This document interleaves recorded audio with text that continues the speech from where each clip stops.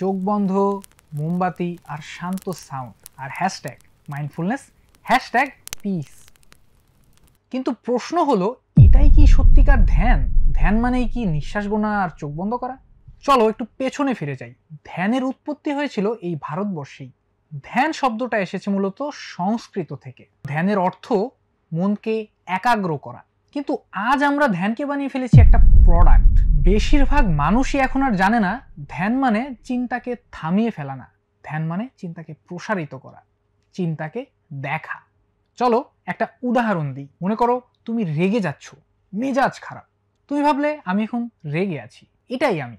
ঠিক এই মুহূর্তটাতে তুমি তোমার নিজের মনকে অবজার্ভ করছো, আর এটাই ধ্যানের শুরু। ধ্যান মানে সবকিছু ভুলে যাওয়া না, ধ্যান অর্থ সচেতনভাবে সবকিছুকে দেখা। তোমার চিন্তা, আবেগ, শরীর সবকিছু।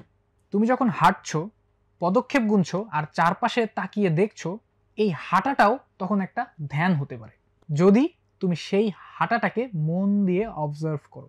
বৈজ্ঞানিকভাবে বলতে গেলেও ধ্যান মানুষের মস্তিষ্কের প্রিফ্রন্টাল কর্টেক্সকে অ্যাক্টিভ করে, যা সিদ্ধান্ত নেওয়া, সংযম এবং আত্মোপলব্ধির সাথে সরাসরি জড়িত।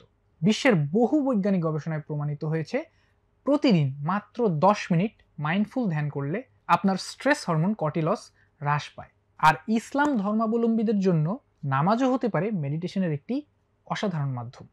কিন্তু আসল ধ্যান তা কখনো সেশন না, এটা একটা জীবন দর্শন যা জীবনকে দেখতে সাহায্য করে। শেষ কথা হলো, ধ্যান মানে চোখ বন্ধ করে বসে থাকা নয়, ধ্যান মানে নিজের চোখকে খুলে দেওয়া। 1 লক্ষাধিক পণ্য আর অসংখ্য সুবিধা নিয়ে আস্থার রকমারি আপনার দৌড়ে। যা কিছু দরকারি সাথে আছে রকমারি। বই ও পণ্য অর্ডার করতে ভিজিট করুন এখনই।